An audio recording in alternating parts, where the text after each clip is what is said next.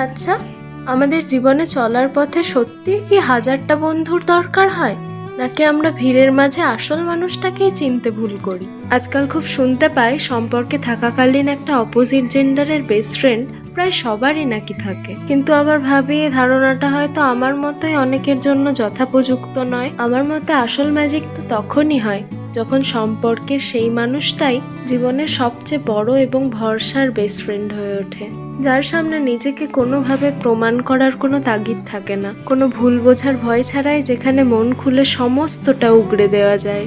তবে এক্ষেত্রে নিজেকে কোনোভাবে বড়াই করে আমি কিন্তু লাকি বলতে চাইছি না। আমি শুধুমাত্র ইউনিভার্সের প্রতি কৃতজ্ঞ, কারণ আমার জীবনেও এমন একটি ভরসার জায়গা আছে। আর এই শান্তিটা কিন্তু সত্যিই অন্যরকম। আসলে আমি মন থেকে চাই প্রত্যেকে যেন তার জীবনে এই সুনিশ্চিত আর সুন্দর অনুভূতিটা পায়।